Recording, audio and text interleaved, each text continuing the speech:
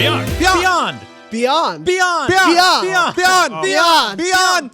Beyond. Beyond. Beyond.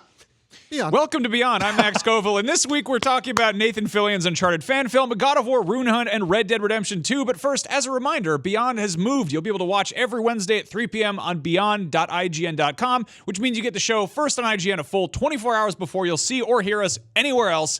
Now, it is time for the show.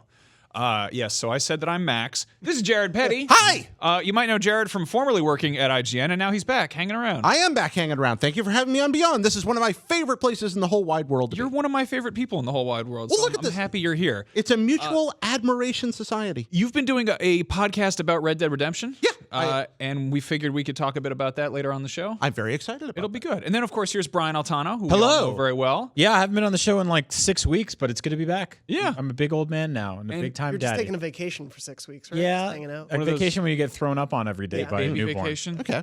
Some people are into that. That's fine. How's your Vacation. diapers?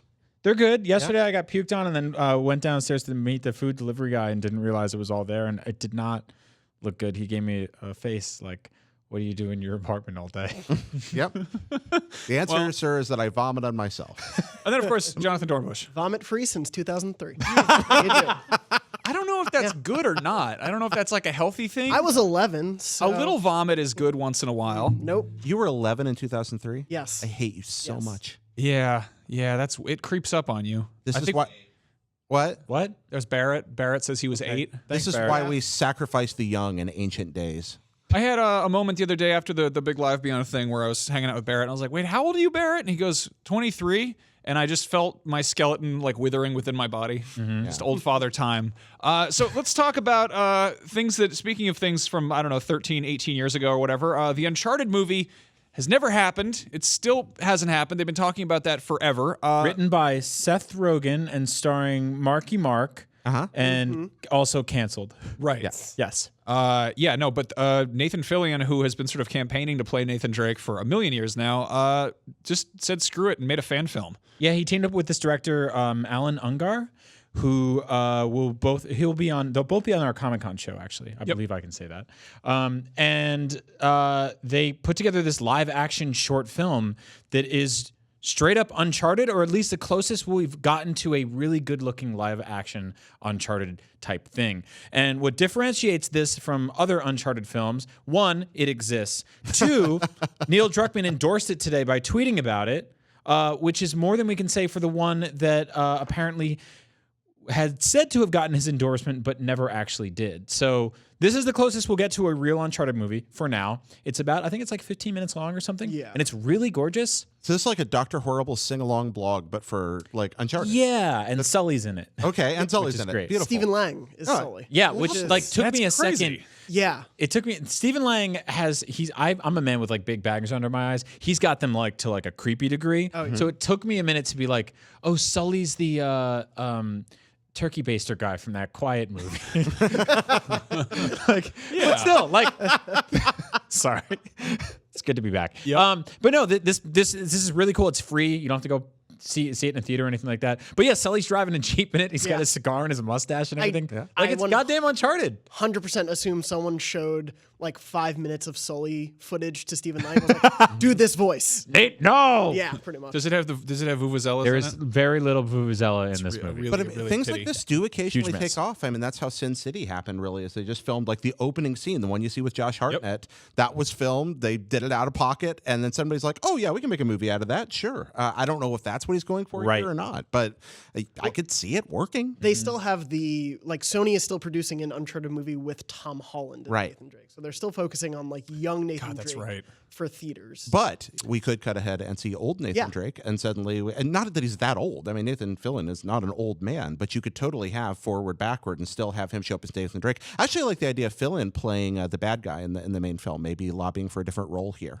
playing the antagonist maybe, and still showing up in the film, because they know it'd be good for. He plays nice with Hollywood. He plays nice with studios. Yep. He's beloved by all. This Definitely. is the kind of person you want in your movie. Why not run with it? Well, it's also kind of like, you remember when that like leaked Deadpool test animation thing came out, and then it kind of blew up and everybody was like, oh, this can be a quantifiable thing.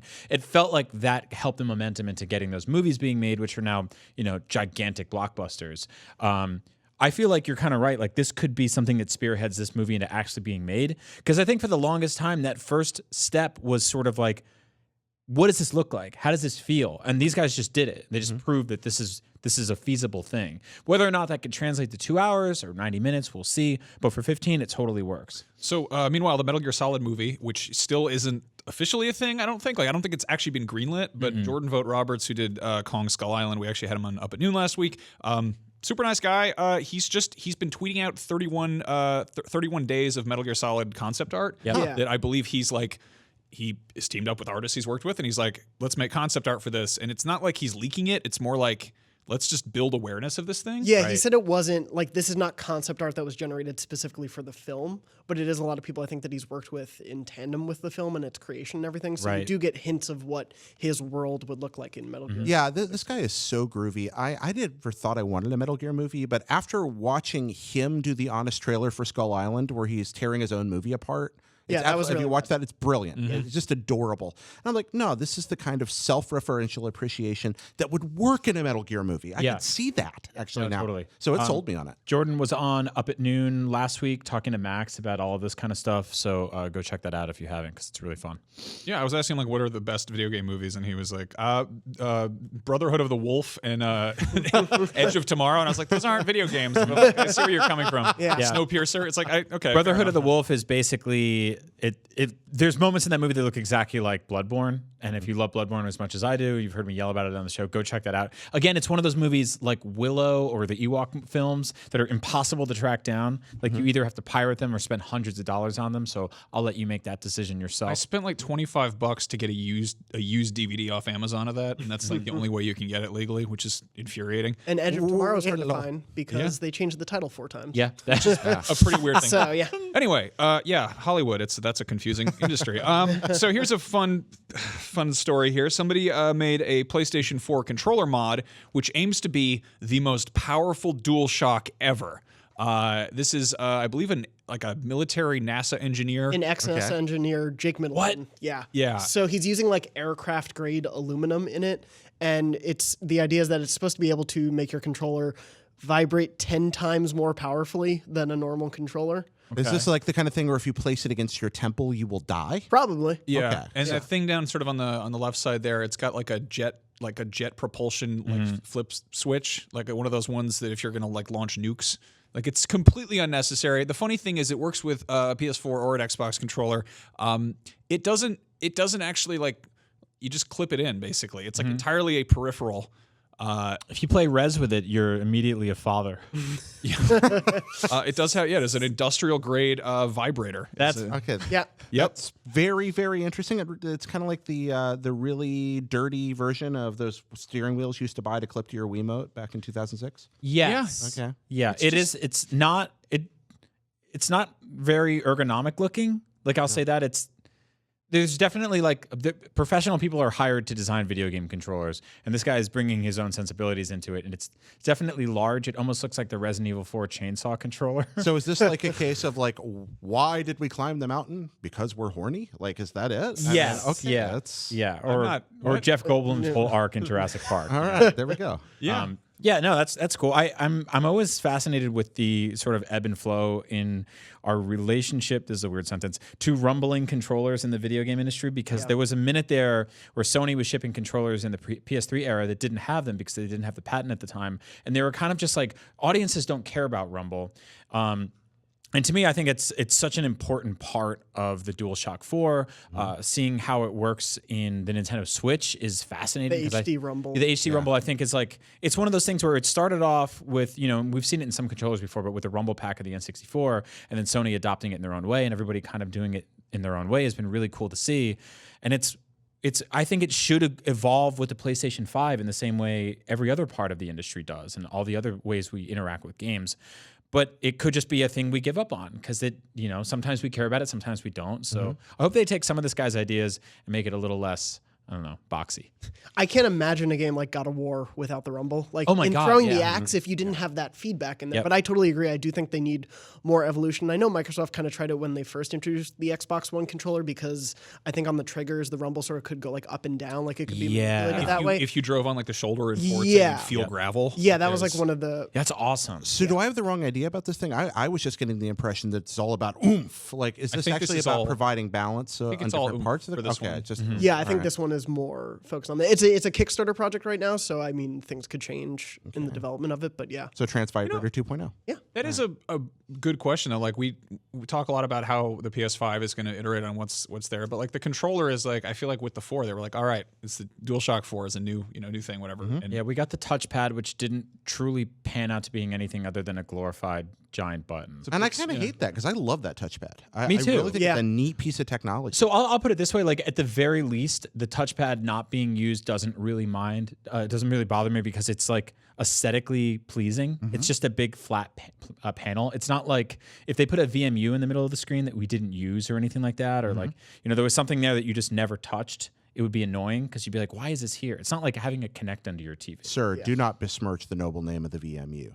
I mean, Say whatever I want. I thought you were going to say don't besmirch the Connect. oh, don't besmirch the Kinect. No, we can besmirch the Kinect Okay, all day gotcha. long. Yeah, it was neat, but they never did much with it. I mean, I I feel remember like when the PS4 was about to come out, and it was like I'd go to preview events for like kind of those cross-generational games, and there would be some element where they're like, I guess we should use the touchpad for this, and I do like I'm like, oh yeah, I'm here, I'm playing Assassin's Creed Black Flag. Check it out. You can move the map around by touching this thing. Right. And they did that for maybe 20 minutes, and then they just stopped. Yep. I just think about the Vita with Tearaway and having the back sensors and some of the neat ideas that were there. And I think there was more that could be done with it. But again, unless you're a first-party exclusive, there's no reason to fool with it because you're not going to be able to implement it on the other two platforms. And that does create... Standardization is really, really cool until it's not. And the fact that we don't even like playing games that diverge even a little from what we're used to and say like third-person or first-person shooter controls that we now have memorized, that's problematic. At some point, we become grumpy old men. I think we're agree. And it's also, with third parties, it's one thing because implementing sort of platform-specific features and leaning into all the strengths and weaknesses of the platform is sometimes difficult for a company that's trying to ship 18 versions of a game, right? But Sony has like an army of dedicated studios in-house that are still actively all working together to ignore the touch panel. So maybe it's just not that great of a thing. But you're right, Max, in that I would love to see. We keep thinking about PlayStation 5 like we're trying to find this balance between frame rate and resolution, right? That has been the big struggle this gen. If you have a Pro, you're often prompted with that decision to make. You saw it with God of War. Do you want performance or do you want all this kind of stuff? I think we'll reach a sensible place on the next platform where that won't be a question we ask anymore. Everything will just work perfectly, but no one talks about how we're actually moving that character around the screen. And we think it's probably just going to be the DualShock 5, and what they can add to that is something we don't ever really think about or talk about. So I think you guys are right. Like that's it. That would be a really big, awesome surprise. Like do one of those Reggie at E3 things where you just pull it out of the big flappy suit jacket, and it's right here. There are stories about the reveal of the N64 controller. I wasn't there for this, where apparently like you had to put your hands in a box to play it when they were first, because they didn't want you to see what it looked like. And I do know that Fran Mirabella here at IGN had to run and take photographs of a Nintendo controller at one point. I think it was the GameCube controller. So we actually and when we mold had one out of when clay. we had Jordan Vogt Roberts on, he apparently Jordan got drunk at E3 and cornered Fran, and he's like a longtime IGN reader and was like, "You played GameCube before you were supposed to," and Fran was like, "I don't know what you're talking about." But apparently he was given a hands-on. It was a hands-off event, but he went hands-on with the controller, and then from memory recreated how the GameCube controller felt out of Sculpey. Yeah, and we have this sitting around the office. Yeah, it's but somewhere like it's over there's something so funny about that because again, we take like controllers sort of for granted. We're like, Right. this is what it does. Well, it doesn't really. I feel like the biggest revolution of the DualShock 4 was the share button. Yes. Like that has completely changed how I think about when I'm playing a game of, oh, did I get a cool clip or an image? Let me immediately share that. Like that is so much more in tune with, I think, advancements to how we can experience games rather than the touchpad, which is a neat idea, but if enough people aren't taking advantage of it, shouldn't necessarily hold. No, I love that button. I wish it wasn't sort of symmetrical with Options. with the options button, because I'm always sort of thinking to myself like, I want to press select in this game, and I end up hitting share instead. So I will say for every time I use that share button, there's 50 times where I hit it by accident, thinking it's gonna do something else. I always love when you go in your like library and there's all these things that you captured by accident, and you're like, when was this? Who did these? Like who was playing my game? Like, It's so funny because it's almost like your iPhone camera where you're like, I don't remember taking these photos last time. Also, the trophy capturing is pretty bad because it will normally take a photo of when you got the trophy when it's a black screen. Yep. Like when it's transitioning. Yep. Yeah, they haven't quite nailed that sharing. Yeah, down. I think all of that is they're ramping up to something better with that stuff. So it's crazy that we're actually at that point in the PlayStation 4's timeline where we can like actually start significantly theorizing around this stuff, because it's just a matter of time. We're probably I would imagine next E3 we start to really hear about what the system's going to be. That's awesome. let's do that whole rodeo again. Yep. All right, so God of War has been out for quite some time now. Have you guys had that thing happen where you see like a screenshot of that game and you go, "Holy shit, that was a good game"? I saw Yeah. I saw a GIF All the tweeted time. out the other day that I was like, oh right, that was like groundbreaking. That was ridiculously fun. Like it was him throwing the axe, retrieving it, picking up a guy in the air, slicing him in half in the air, and putting him back down. I was just like, oh yeah, we did that. Yeah. That's great. Was it the part where they're on the snowy ridge? And Yeah, the guys- yeah, I've seen It's the that. same- Yeah. it's the same clip. I was just like, I love that part. Yeah. The snow was awesome. That game like displays so well. Like you can take 5 seconds of it and just throw it out there and be like, that is a gorgeous looking game. Yeah. We're at that point that I predicted a couple months ago where people are already kind of like, I didn't like it and here's why. I'm like, all right, Yeah. here they are. But yeah, friendly reminder, if you're listening to this and you haven't played God of War, you should really check it out because it is a phenomenal good game. And people are still finding things in it, little secrets. What's going on with this? There were hidden runes? Yeah, so everyone, what's crazy is like the fan community around God of War has like continued to dive into this game because the Sony Santa Monica team has imbued it with so many secrets, and intentionally so. Like Cory Barlog has talked about it in interviews of how like they put these things in. They worked for like a year and a half on one secret in the game that people haven't found. Like they seeded all these things into the game really deeply, and one of the like the big hunt right now is Cory had talked about there is a final big secret in the game. It's not apparently big in terms of the lore or anything, but it's spread out throughout the whole game, and people think it has to do with these red box runes, essentially what they're being called. So there are runes in the game that Runes are you can rent Blu-rays from? yes, they're surrounded by a red box, but they seem to be variations of runes that people know. So they're not explicitly like this is the letter A, this is Q, whatever. So people are trying to figure out what those runes mean, and there are a couple competing hypotheses about what it may be, but one of them is that it has to do with the realm room and in terms of spinning around to the different realms in a certain order. Because there is one rune on there that I think translates to, I wrote it down. It translates to open lock without a key. So a lot of people think there is a combination lock in that room or possibly in another room that if you precisely do it, it may open up something else. There's apparently like maybe a sub-story in there. People think it may be the horns in the Valkyrie tombs. Like there are all these different competing theories. I love stuff like Yeah, that. it's so cool. I've been working on a book about cheats in video games for a long time. I'm going to finish it someday. I think I got hooked on cheats after the Graveyard Duck in Castlevania turned out to be fake. And I just got pulled into this. But the cheats are great in a couple of ways. One, they provide a fantastic creative incentive for people that are already working on a rich property to put a little extra into it, to imprint a little bit of themselves into the product, to feel like they're getting away with something, to be co-conspirators in a sequel. But they're also great marketing, especially deep secrets. Right. Because that means that every time a new secret's found, that story resurfaces. Yep. And suddenly the game that maybe nobody's played in a while pops back into the public consciousness, and you sell some more copies. I think that's great. And that goes all the way back to the age of the magazine, where sometimes secrets would be found months, even years later, and you'd go back and, oh, wow, you can go back and I didn't have this game, or I traded it away. I'm going to buy another copy, finish that. But it's also happening here. That's rad. Yeah, my favorites like that have been like Batman Arkham. People found secrets in that game like 3 years after it came out or 2 years after, which pointed to Arkham City. And no one found that room until maybe 2 months before that game was announced or came out. I forget exactly. They just found a secret in Mike Tyson's Punch-Out like 2 years ago. Which and one? that game was a 19. The guy in the background that's telegraphing one of the moves. There's a dude in the audience. Oh yeah. He'll let you know when to punch people. Yeah, and that nobody found that until for like 30 years. That's incredible. It's so cool. Yeah. I love that kind of stuff. I think one of my It's like favorite inside betting, by the way. You can't do that. Yeah, that's true. I think one of my favorite like cheats ever was in Heretic, which was like kind of like fantasy Doom basically, and you could turn into a chicken. Like you could play. And you would run around the game as an entirely different perspective, and you had like a weird little first-person beak, and you could peck people. And like I don't know how anyone found that. Like this was back, before the internet. Like you had to your friend had like a crappy note card with like pencil codes written on it, and you're like, hey, just type this in, and you become a chicken. You're like, oh, okay, why? How? Also, like what?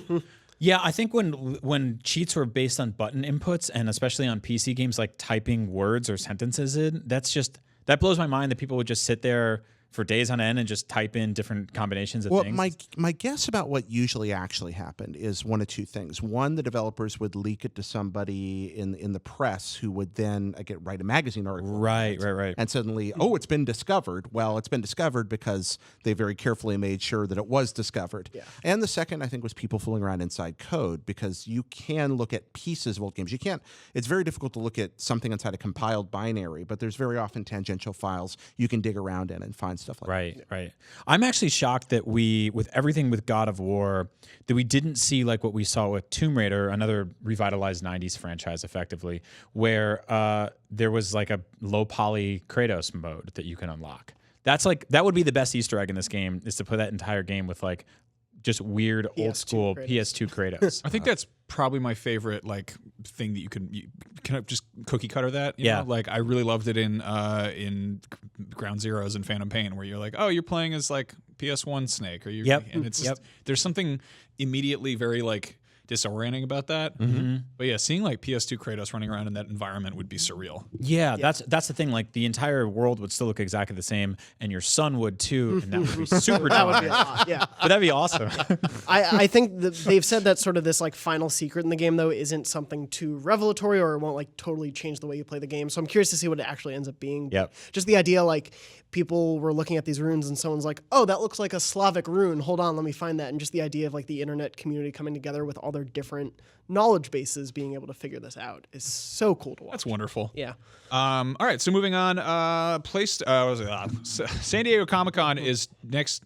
It's this week, later this week. I'm sorry, my brain is mush. But yeah, there's going to be an exclusive Last of Us Part 2 vinyl, which is gorgeous. I'm guessing it's the same song that they played in that trailer. Yeah, it's the trailer song and then the main theme by Gustavo Santaella. Yeah, there's that. And Mondo's doing it, and they make fantastic stuff. If you're not aware, I have the God of War vinyl. It's beautiful. Lovely. Yeah. The problem with game soundtracks most of the time is that with God of War, like you put on a record, you're like, here's a nice let's play this, and then it's just like, whoa, like you're like, what? Like I feel like the Journey soundtrack I could put on the background. Yeah. Like maybe Last of Us. No, I put on the Smash Brothers soundtrack and tried to clean my house once, and it was just like, I think I broke 2 glasses. Yeah. When I'm depressed, I'll put on the Mr. Drill or Drill Land soundtrack. Like it's just like, this day is terrible, and then suddenly it's like choirs of children singing about Mr. Driller, and I'm all happy. Like, what's your favorite video game soundtrack? Killer Cuts. Ooh, I listen to Killer Cuts way more than anyone should in 2018. Right. Wow. It's got that's just really like that was like peak Rare when they were like, and that was also just a bunch of like. It was 1995. Like it was a wonderful time for British electronica, and there was a bunch of dudes who were like, "Yeah, we're making this game about like werewolves and beating up the predator." And there's a bunch there's an Iceman and a dinosaur. Like we need to have like a banging club soundtrack for this. Rad. Yeah, no, that one's good. Available soon for the Ultra 64. That's true. But yeah, let's look at the downloads. That's the thing we're going to do. It is definitely late July. That's the kind of news we're talking about here. Yeah, that's what kind of month it is. No, this is like totally like it's always a nice reminder to be like, I wonder what's the hottest game of 2018. Oh, it's GTA 5. Still GTA 5. yeah. And FIFA. Like it's just sort of the stuff that we're like, what? Who's still playing these? And it's everybody. So Detroit was number 5, and then God of War and The Last of Us were 3 and 4 respectively. The weird thing to me that I want to note was that in terms of the free-to-play list of games, Fortnite was number 2, and H1Z1 Battle Royale is number 1 of last month. Almost as if people were a little upset about that whole cross-compatibility thing. Yeah. When else were to play? One of those games is a dead end on PlayStation. Like, I love Fortnite. I love PS4. That situation sucks. Yeah. Like, it really does. I've moved over to playing on Switch just because Me all too. my friends are playing. That's where... They waited too long to fix it. They had a week, and they missed the window, and the damage control is going to be really, really hard. Well, I was talking about this on Nintendo Voice Chat last week. I would love to play Fortnite on my big TV in the best looking graphics I can get on through my PS4 Pro and stuff like that. But I just leaned towards Switch because of that situation, because I just felt like I felt burned, and like I didn't want to put any more money into one platform, because the thing about Fortnite is it's also on my phone. Yeah. My account's there too, so I can be, I don't know, waiting in line at the DMV, and I can like level up my character and go back, and that'll carry over to Switch. But none of that happens with PS4. So. No, Fortnite, I think Sony unwittingly created. I don't think they necessarily set out to create it. They unwittingly created a situation where the game you can play anywhere became the game you can play anywhere except on our hardware. Yes, you could play it, but why would you choose to? So much of the appeal of Fortnite, I think, is the fact that it is the perfect children's game. It is free, it runs on anything, and you play it with your friends. And you can dress as a bush, as children all over the land adore. But without being silly here, it's got all the virtues of Minecraft, except you don't have to pay money for it, and you can cross-play with all your... So every kid can find a way to play this game. Not every kid, but many, many kids can find ways to play this game. It's true. They can play it on their computer, they can play it on a phone, they can play it on their Switch, they can play it...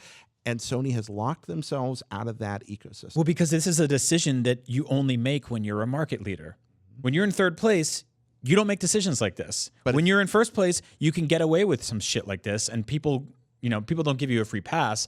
But like, it's easier to do it because you're making so much money anyway. But it scares the heck out of me, Brian, because I love Sony, I love PlayStation. I wouldn't be sitting here if I didn't.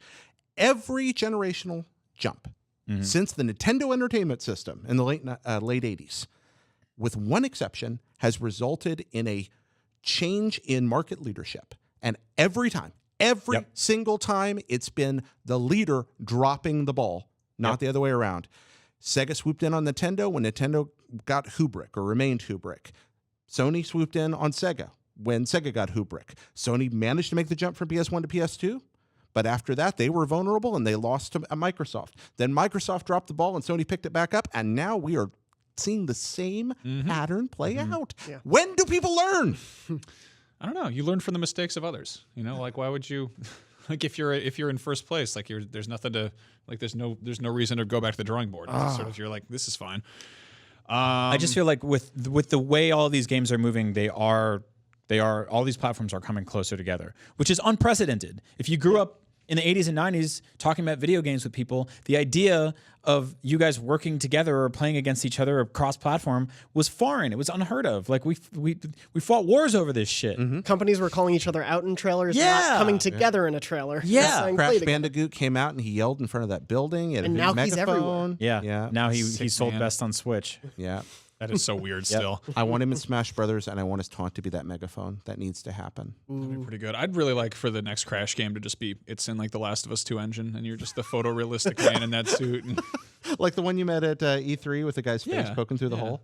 That's a weird, I do this thing where I'm like, I don't want to take pictures with like costumes or like mascots or celebrities, but then occasionally something breaks in my brain, and I'm like, oh, Crash Bandicoot. I'm like, I need to get a photo. That's my type of booth, babe. It's really weird. Yeah. All right, so moving on. Jared, we have you here because you do Red Dead Radio. I do Red Dead Radio, the Red Dead Redemption podcast. Yeah. Yeah. And we are going to talk about Red Dead Redemption 2 right now. There's nothing new about it. It's... What are you talking about? There's so much new about it, just no news. Yeah, exactly. No, it's been a quiet period for news. No particular surprise there. They dumped a lot on us, and then they went quiet after E3. We know when the game's coming out, so we know we're going to see more soon. But Rockstar likes to take their time with things like this. So what we focused on the show recently is talking about the things we'd want to see from it, asking our fans what they'd want to see, and also there's so much metatextual around this game that you can discuss. It's the most cinematically inspired video game probably in history, along with GTA 5. That's become very apparent from the trailers already. And when I say cinematic, I'm not talking about cutscenes. I'm talking about movies have made this game what it is. Right. It is a video game movie thing, kind of squished together.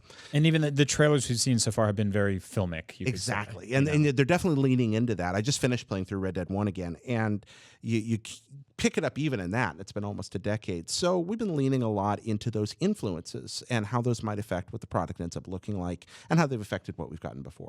Well, I love it. We've got a question here from Sam Gross. What do you think, Hope, is going to be the biggest improvement feature in the game compared to the previous entry? That's such a wonderful question, because you look at like the last huge thing that Rockstar did was GTA 5, which was iterated very heavily on the guts of Red Dead Redemption. But like the first Red Dead Redemption, incredible as it is, has like that was a while ago. This is going to be leaps and bounds beyond that. It's going to be such an incredibly different thing. So I figured, really, anything, like they're not gonna put out like this little measly like, oh, here's the sequel to that PS3 game. No, this game is the sequel to GTA 5. This game is not the sequel to Red Dead, or it is at least as much. Yeah. I want the aiming to feel perfect, not like it hasn't before. I think Rockstar games specifically get better and better with that every single time.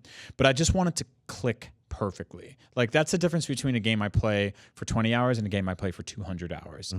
Is a game where I pick up a gun, I aim it at something, and it just feels absolutely perfect. Because that's an action you're going to be doing thousands of times when you play this game, and so that's got to be spot on.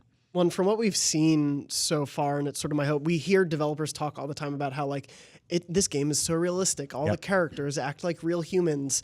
If there's ever a game that I believed could like succeed on that promise, it would be this game. And just the teases of what they've shown, the previews that we've seen of it and heard from people who've seen more of it, I want this world to feel like a world I can live in. And it seems like they're getting there. And obviously what that requires under the hood, I can't imagine. I don't know how to program games, but just there's a level where you get immersed in a game. And I want that from this world.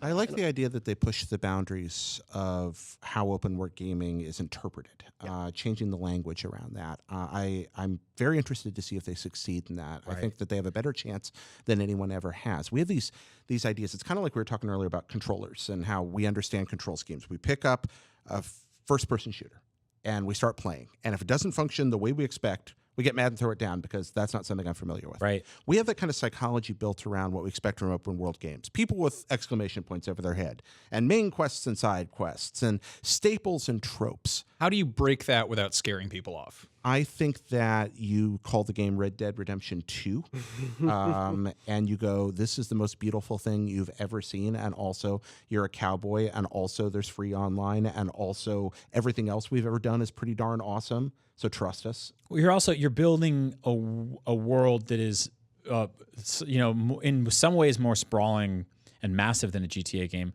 but also in terms of like significant interactions you have moment to moment. It's just less dense, like there'll be towns, there'll be populations, but you're not walking around. I mean, like I've lived in major cities for most of my adult life, and I lived in New York and I lived in San Francisco and I visit all the other ones. There's moments when you're playing GTA where you're like, this feels like Times Square. This feels like LA, that clicks, but with this is so far into a lot of people, this much space, this era, no one lived through it. Yeah. Most of the people who lived during it lived to 33 and then they died of like wind disease or whatever. So this is a different situation. So I think they have the capacity to be a little more sparse here. But that said, what's there needs to be ramped up a lot more. I think they'll lean into that. I mean, the fact is that it may be possible to engineer a game where you're not trying to trigger the end of the quest line. Rather, you're like, oh, that part of the story is over. Right. That can be done, I believe, and I think that's what they're going for. How? I think it means stripping away some of the ugly skeleton that we're just used to seeing, but that's invisible to us. Like we know it's there. You take it away, we'll immediately notice. But give me 2 or 3 missions that just sort of, I hate to use this word, organically finish and feel right, and I don't even realize I was going through them, and I'll just be like, whoa.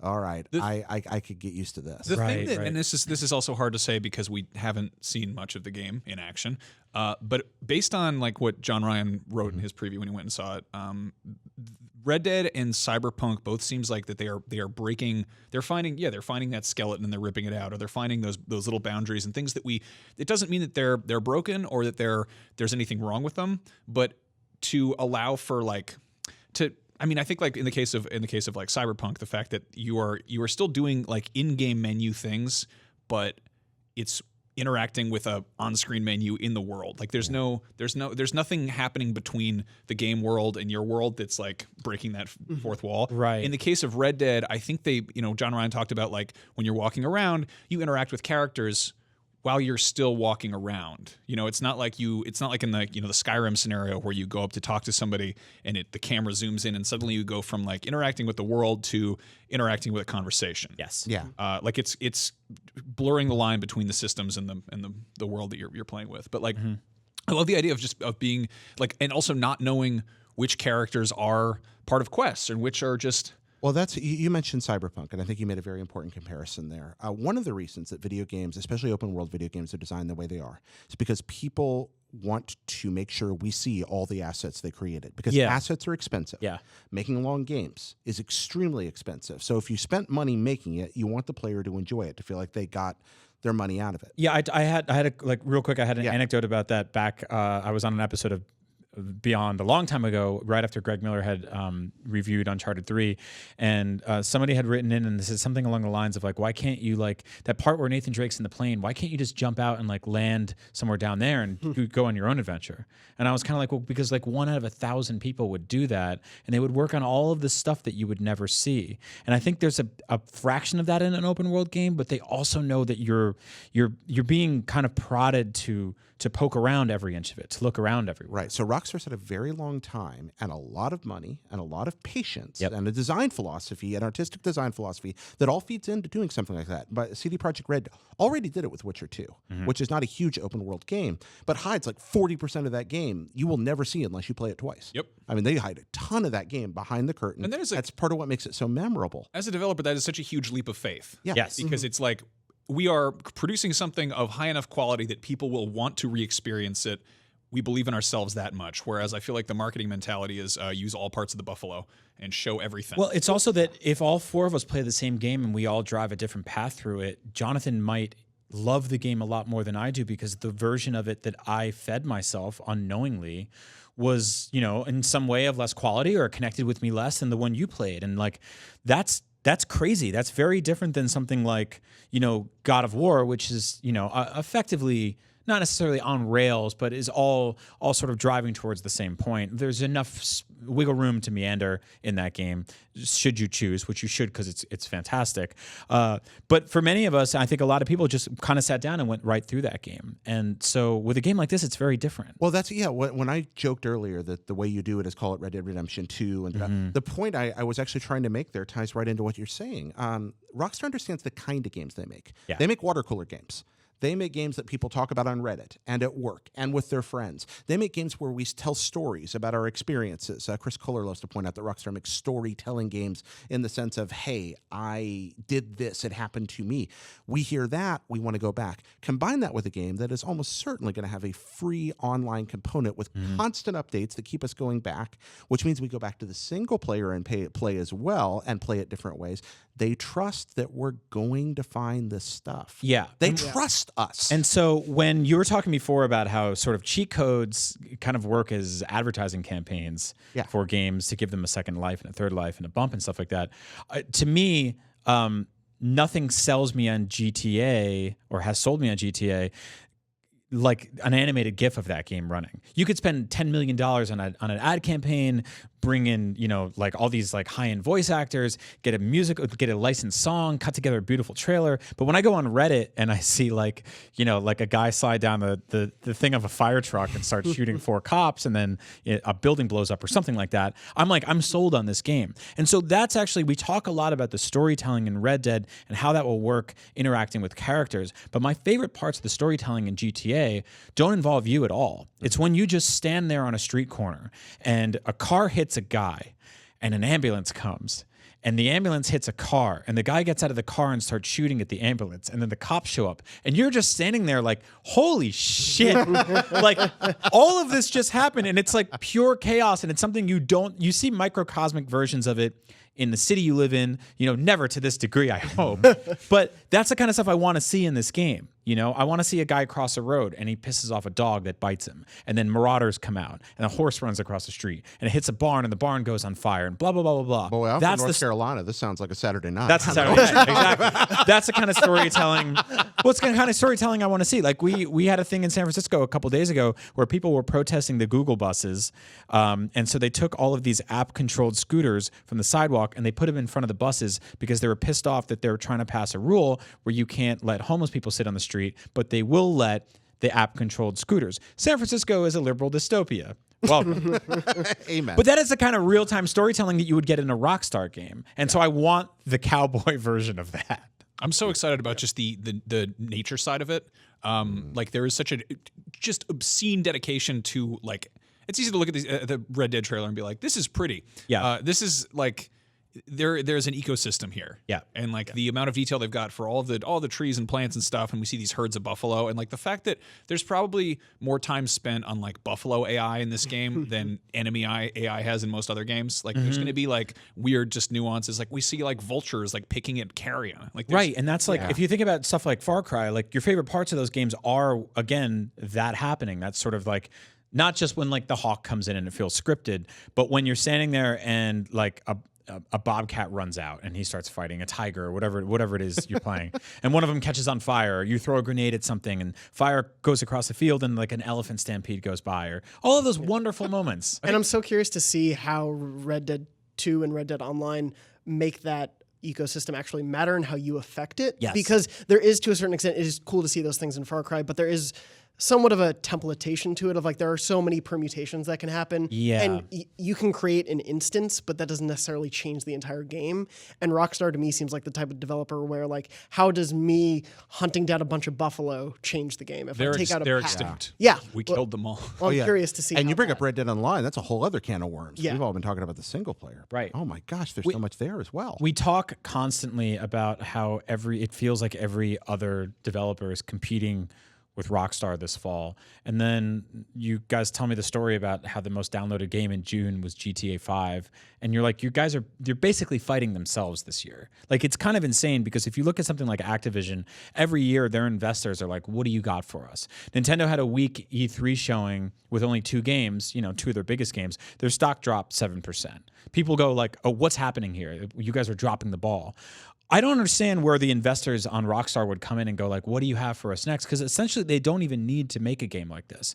So if they have an online component like GTA Online that's that popular, they're basically fighting themselves. And so you're going to have to find something not only in that to keep you playing GTA Online, but also to make you want to play this as well. So That's what makes me think they're going to have a common currency between the two. that's really smart. Yeah, I think they're. I gonna hadn't share even thought of that. That's a great idea. Yeah, I think they will. because you don't want to take that audience away from GTA Online when it's clearly doing still so well. And that makes me also wonder how on like a gameplay level it will be different so that you don't get satisfied in the same way of playing Red Dead Online. Like I'm sure there will be heists of a type and everything, Right. but you don't want to just have heists from there and GTA Online heists and have that be the same experience. Yeah, I mean, ideally, they're not envisioning a great migration from one sort of universe to the next.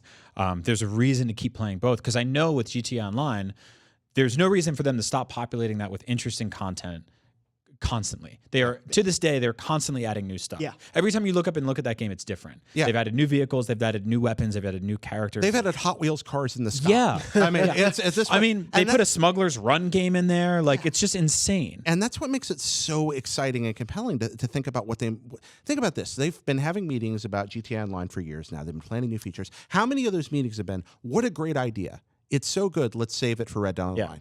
How many things? What is have the they horse been, version? Yeah. This How many games? But how many? Not just horse version, but how many just things that are high profile that they could have done in GTA 5 have they been holding back? And then you think about the potential, the fact this game has the Undead Nightmare legacy. If there are not vampires and werewolves and ghost riders in the sky online.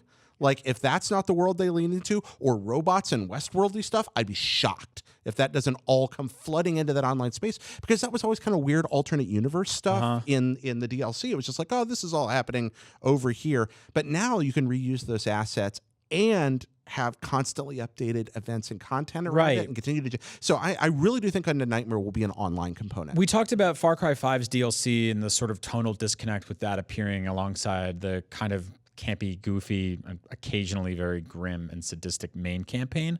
But I think with the online stuff here, it is this massive stupid sandbox of fun, cool shit that you can just throw in there constantly and just go like, yes, we do have robots this time. Yes, we do have vampires and we have zombie horses, undead donkeys. I will level up to level 50 so I can be a vampire. I'm going to do that. You say you can be a vampire. Okay. If I turn into a werewolf every in-game full moon, okay. I'm in. I'll show up every in-game full moon. In-game full moon that turns people in. I love this idea. I love it.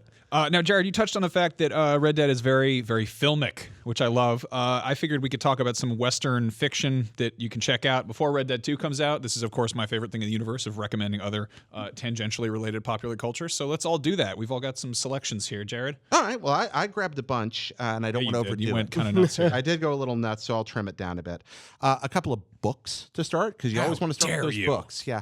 Son of the Morning Star, which is probably the best book about Western history ever written. Nominally it's about Custer's Last Stand. Really, it's about the West, and is the best introduction to Red Dead I can think of. It really encapsulates so many of the missions of Red Dead seem to have obviously been written by somebody who read Son of the Morning Star and understood the West in that regard. Lonesome Dove, best novel about the West I've ever read. That's a really great read, and at a mere 850 pages or so, it's a quick page turner. My favorite American novel, Lonesome Dove. Really? Yeah, absolutely. It won the Pulitzer. I mean, it's not just. It had a bunch of terrible sequels, but the book itself is amazing. And then a few films that pop up. I just rewatched Butch Cassidy and the Sundance Kid. For all its flaws, that movie really ties into the idea of the outlaw gang dying off and being in constant pursuit. This is going to be a game about the outlaw gang dying off and being constantly pursued. The end of this movie is the end of Red Dead Redemption 1, but I think they're going to pull a lot more from this, again, because thematically it's so similar. The Wild Bunch for the same reason, which also feeds into that mythos. Unforgiven. Oh yeah. Oh yeah. That's just quintessential. And so much of Clint Eastwood's character and Jack Marston's character are similar in that regard, but you're going to see again, it's about a gang that's kind of at the end of the rope, and literally at the end of the rope. Silverado, because that's the most adventuresome modern Western. That is a big, hey, here's the group getting together and then we're going to sweep in. It's almost too optimistic for Red Dead, but Rockstar, if you go back to Red Dead, it's not nearly as cynical as GTA 5. Right. And so they really do pull from a more mythic, epic feel, and I feel like it's a good primer for this kind of thing. I'm talking a lot. You're good. The Man Who Shot Liberty Valance, my favorite Western. It is an older movie. Don't turn it off because it's black and white and because John Wayne's in it. It is a deconstruction of the Western mythos. It looks like it's going to be a stereotypical Western. And then you get about 2/3 of the way through and realize you're watching the most brilliant anti-Western, anti-idea of heroism movie I think I've ever seen. And it feeds very into Red Dead, this idea of a grounded reality. Firefly? That's not a Western. It's about space people. Whatever. There's so many Western. things that are, it's a space Western. It is. And again, it's about a gang, a lovable gang of people constantly being chased. Lovable gang of people. And I like it a lot. The West, the documentary series on Netflix. Is that Ken Burns? It is produced by Ken Burns. Okay. It's actually done by Stephen Ives. But it feels like a Ken Burns documentary. It's a 9-part series, and it's great from beginning to end. Even if you don't like documentaries, you may want to give it a try.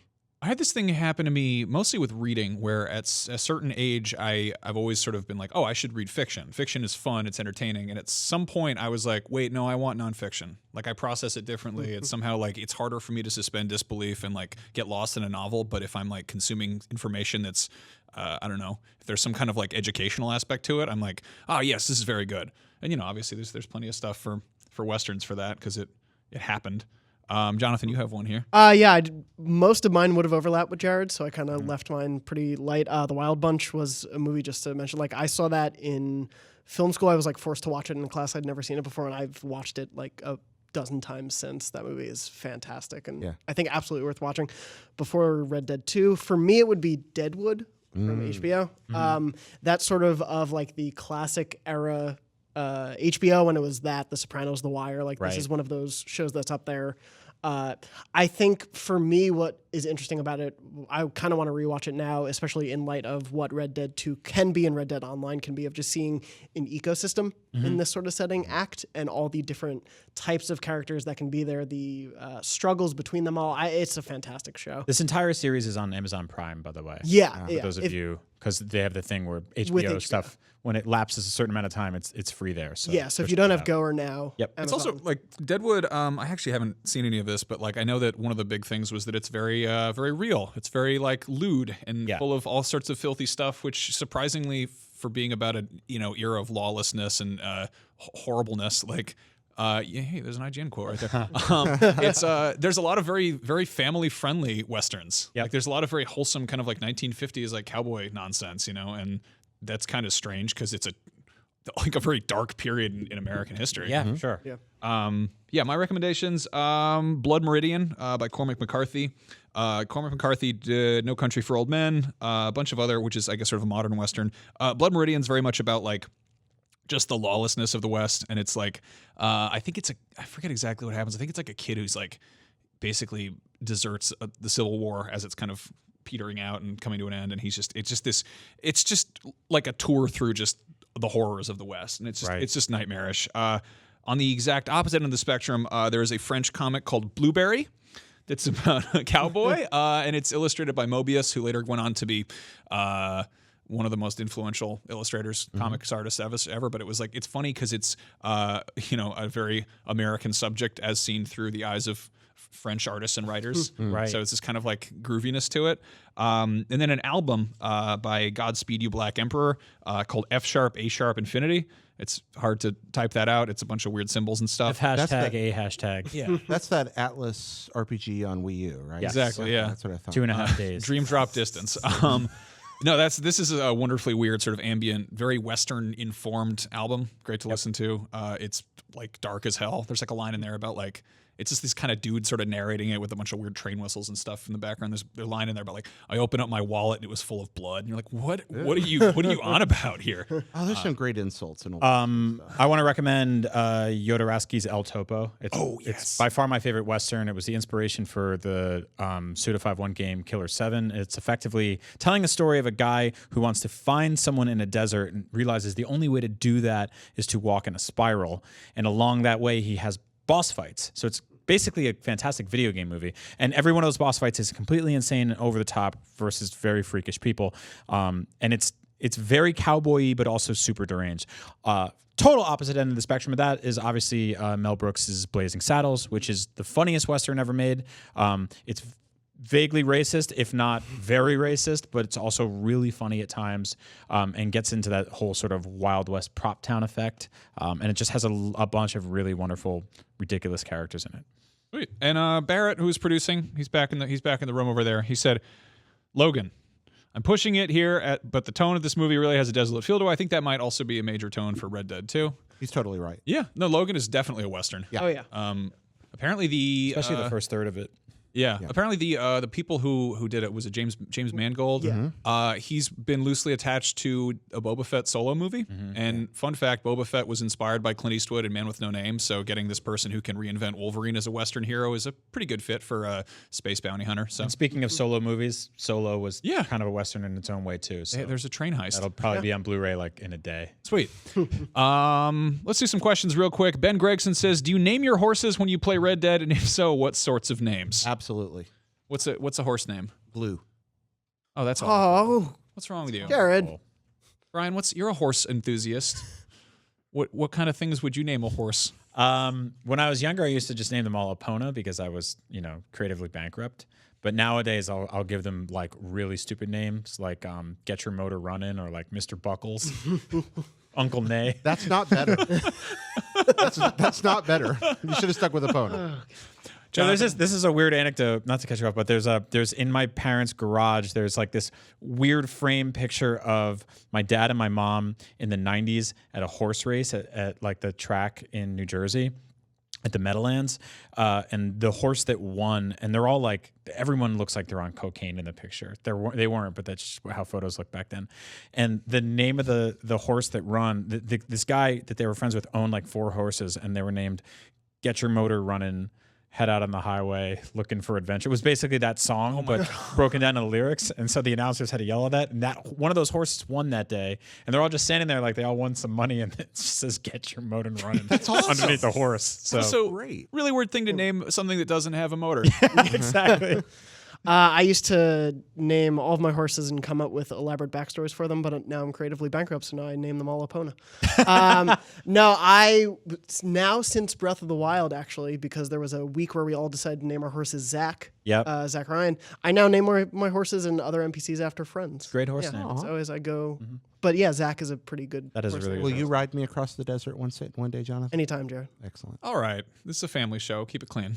No, we. I don't really. I do the thing with game characters where I'm just sort of like throwaway. Like I'll be like, Didinger or something. Like I just make up some gibberish name and then I forget that I did that, and it'll be like, oh, your character was named this. I'm like, ooh, that's not a good name. It's very bad. And it's never anything like overly lewd. It's just odd. It's like like a stupid Ren and Stimpy name or something. But yeah, I don't know. I don't know if I want to name the horses. I feel like I'm probably going to wind up wrecking some of those horses in that game. So I don't know if they should have names. Chris Woodside said, "Will Red Dead Redemption 2 bring back the heist gameplay feature that we saw in GTA 5?" I would say so. Almost definitely. Yes. I hope so. Yes, this is a game with trains, and there will be heists. John Ryan, who's on Red Dead Radio fairly frequently, keeps hoping for a riverboat heist. He's hoping that wrecked riverboat we see toward the end of Red Dead 1, that we have a situation where it goes out on the river and there's a poker tournament, Maverick style on board, and you can approach the heist different ways. Maybe you're robbing the tournament, maybe you're playing in the tournament, but it ends with the boat like crashing and burning there, and there's I love that idea. Yeah. That sounds amazing. I hope so. Also, like that's one of those things that I think to have it in your head, like a riverboat, that's easy enough in a video game, but it's like that means that it's part of the level that is going through the level. Like I always think about the train sequence in Uncharted 2 and how just how insane that whole setup is, and how I don't make games. I don't know how they did that. You're building your own ecosystem inside another ecosystem. Yep. Yeah, and with a riverboat, it's that, but even worse because theoretically you can go underneath it. I don't know. The call is coming from inside the house. That's true. Becky Flossie Atkinson and Johnny Mohammed, do you think we will get single player DLC? Will it go the way of Undead Nightmare, or more like GTA 5 with tons of online content? I don't know what happened with the GTA single player DLC for 5. We heard it was happening. We know people that did VO for it. It just didn't come out. I think there's still a website that is their GTA 5 single player DLC out, and it's just like no. It just says that. But I mean, I feel like a short, obvious answer in my mind is that online made so much money. Yeah. And it became such a popular thing. Yeah, I honestly, I'm with you. I don't see it happening for Red Dead. That said, I hope the story is strong enough that it doesn't really leave us wanting for more, There's a lot of different things that could have happened. I don't know the inside story. I do remember that when online launched, it was very problematic. They might have had to throw resources at that forced them to redo their priorities, and then they looked at what they were making and said, well, now it's not worth it. I really do think they meant to see that through, and it just didn't come together. I could see it happening. I don't think it'll be a priority unless it's a creative priority. That company really does just sometimes do things because they want to. If somebody inside's passionate enough about it, it might still happen, but there's not much of an economic argument for it. And I do think Undead Nightmare will be DLC. Absolutely. Yeah. Or pardon me, not DLC, will be online. Part of online. It won't be there at launch though. Yeah. Oh, what? Online? No. You Undead save Nightmare. You save Undead Nightmare for a year out at least. Do you think online will be there day one? No. I think you release the game and you release online right before Christmas. Because it was day 2 on 5? GTA 5, was that like a week later? No, that was like a solid month. It was several weeks later. Well, no, I mean, it was there. It was like kind of a shell of itself. There was that weird glitchy version where everyone was just kind of standing there. No, but they were, it definitely took them a minute to get it nailed down. But they were like, these are 2 separate games. Like there's GTA 5 and there's GTA Online. And they were like, hey, while you're waiting to play online, just play our game. We made it. Yeah, play the game. I think IGN reviewed those vehicles separately effectively. I don't remember. So I imagine we'll do that here too. But they did take a while between them. I do think, John and I have talked about this, they have to choose between having everybody working over Christmas or not. I think that the argument inside the company, even though everybody's going to be very tired, obviously, after releasing a major game, is that there's so much money to be made having online working through the holidays. And they can't possibly understaff after what happened with GTA Online's launch. Right. You've got to make sure there's people there. So I suspect they're already planning to bite the bullet through the holidays on this and have a plan laid out for that. Sweet. Jared, you are very informed when it comes to Red Dead stuff, and that's great because you have an entire Red Dead podcast. We mentioned it. Where can people find that? It's called Red Dead Radio. We bring guests on every week to talk about different parts of Red Dead Redemption, playing through that game, talking about Red Dead Redemption 2 news, and also the movies, games, and other things that feed into that. I was on that show with you, and we talked about the difference between Red Dead and GTA being similar to the difference between West Coast and East Coast hip hop. And I think that was a fun episode. It was. So that's, the show goes places. It goes a little esoteric. It goes a little fun. We read a lot of your mail. It's a good show. It is. I'm proud of it. It's a good show, and it's getting better. I'm running through the 12th episodes filmed and going to go up this week, and then we're going to keep on schedule, but there's a lot I want to retool because at this point it's been kind of slipshod, duct taped together, and I'm like, okay, I have some idea how to run this now. So ready to move into, this is Marvel Universe Phase 2. Okay. You use that theme song I gave you yet? Oh, yeah. I've used that theme song you gave me in every episode. Hell yeah. Nice. Yeah. Brian, I'm sorry. I should have Go get that theme here. song on youtube.com/weirdheat. Where do people get Red Dead Radio? We're in a good spot for this. I am right on the cusp of this being at the place where I could sell ads against it, which changes my future because this is what I do for a living now. Where can people find this? They can go to reddeadradio.com to support it on Patreon. They can find it on iTunes, Apple Podcasts, Google Play, etc., and download it in all those places. And if they'll go subscribe, if the people listening to this do that, Please do that. I can make it. I'm Jared out. right on the edge. So please, if you like this, I think you'll like the show. Cool. And you can catch us on other shows that we do here. Brian and I do Up at Noon every Thursday, except for this Thursday and probably next Thursday because I'm getting married. And then, I don't know, you do Nintendo Voice Chat, which Jonathan shows up on here and there. And you can find us all on Twitter. I'm Max Scoville. Jared is Petty, Jared. Brian is Agent Bizzle, and Jonathan is JM Dornbush. This week is going to get very messy because I'm going down to San Diego for Comic-Con. If you're there and you see me, say hello. And if not, watch us online and stream the whole thing. And is that the end of the show? Is that everything? The end? We did it. Wow. We did it. We did it. Yeah. We did it. We did a show. We did it. We did it. We made it. Beyond. I miss you. Beyond. Beyond. Beyond. Beyond. Beyond. Beyond. Beyond. Beyond.